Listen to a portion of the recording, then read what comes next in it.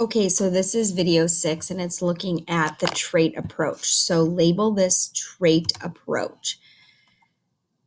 So let's talk about what a trait is. A trait is a characteristic of behavior or a disposition to feel and act as assessed by self-reporting inventories or peer reports. A trait is a characteristic about you. Are you optimistic, cheerful, sarcastic? We're not talking about physical traits, we're talking about personality traits. So, this theory, rather than understand why we have the personality we do, trait perspective explores what is the makeup of someone's personality. So, the trait theorists, their goal is to describe people's personality by specifying their main characteristics or traits, their personality traits. Traits like honest, laziness, ambition, outgoing are thought to be stable over the course of our life once we reached adulthood by many. The English dictionary has 18,000 traits you could use to describe one's personality. So, how many dimensions should we have? How many traits? Many researchers state that they should use factor analysis, which is a statistical procedure that chunks similar items together on a test and gives you a specific number relating to maybe how prone you are to being a certain characteristic. It's used to identify strong traits and weaker traits. So the real question between the theorists is, how many traits does a person consist of? Do we have 10, 15? How many personality traits do we have? There are five different theorists, I put them on there: Gordon Allport, Heinz Einzig and Sybil Einzig, Raymond Cattell, Costa and McCree, and Catherine and Isabella Myers, who came up with different theories describing how many traits specifically do we have. So Gordon Allport is the founder of the trait perspective. He actually was doing research with Freud and began to believe there are other ways to explore personality. He wanted to know what of the personality. Freud, on the other hand, wanted to know why we have the personality we do, what's causing it. He believed that people have certain identifiable patterns of behavior. His theory believes that we have three different things. We have cardinal traits, central traits, and secondary traits.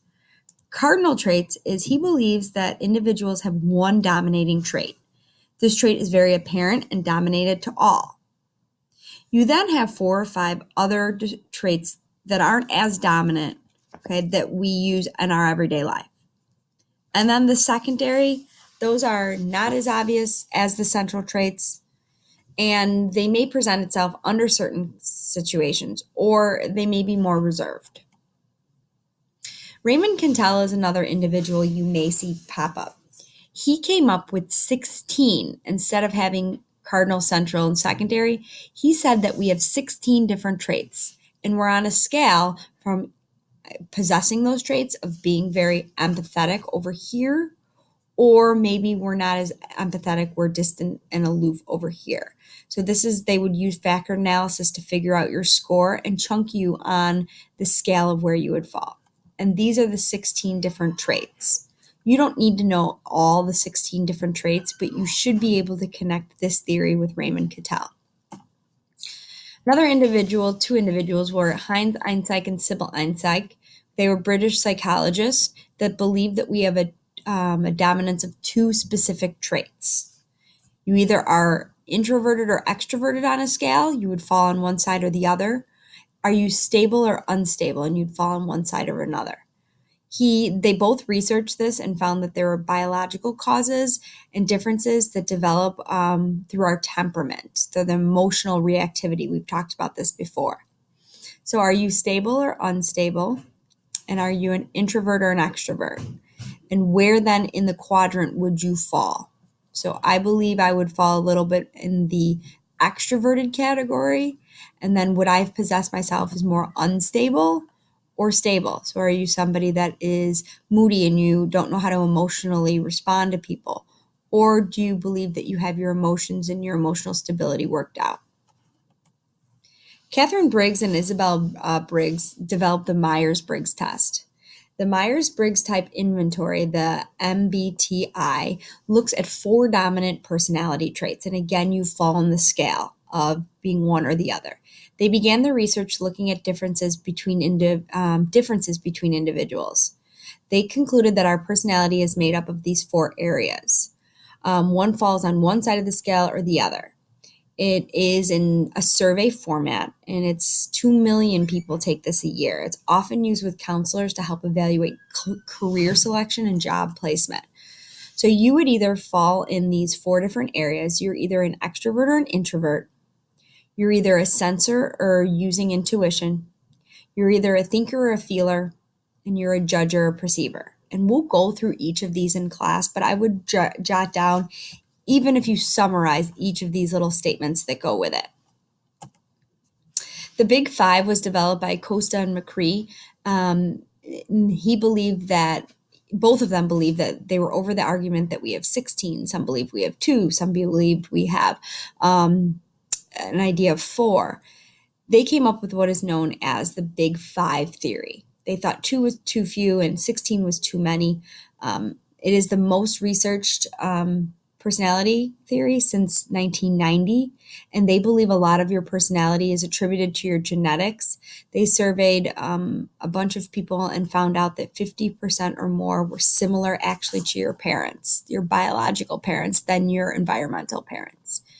Here's the Big Five. Again, I would jot this chart down in my notes, and some people use Canoe to help them remember it: conscientious, agreeable, neurotic, open, and extrovert. Other people use Ocean as the mnemonic device to remember, but either you're a conscientious person, are you organized or disorganized? Are you agreeable? Are you trusting and helpful, or ruthless and suspicious? Neurotic, are you calm and secure, or are you anxious and insecure? Open, are you imaginative and independent, or do you conform to others and like routine? And then the last one, are you an extrovert and sociable, or are you somebody that's more reserved?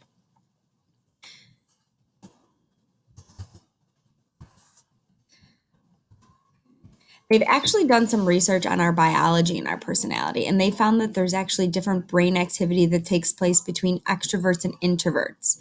Extroverts usually crave brain stimulation, and they found because their brain is very low activity, I'm an extrovert, we want to be talking to other people to stimulate that brain.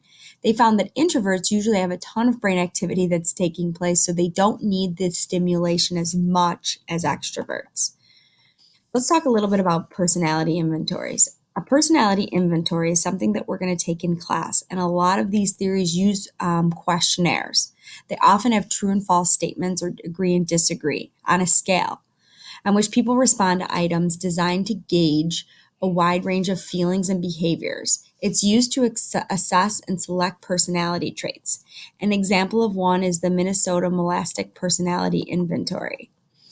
And this is one that's still used today. The MMPI is the most widely used research personality test and clinically used of all times. It developed the same way the IQ test developed and was really researched. The Stark Hathaway, who created this, really researched Alfred Binet to understand how to create tests. He originally developed the test to identify and help students with emotional disorders, and it's still considered its most appropriate use.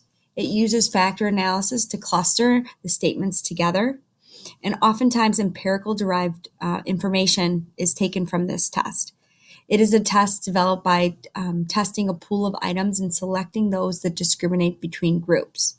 It is scored objectively, often graded by computers, and not always valid because people can select the answer they don't always agree with just to fit into societal needs. So evaluating this approach overall.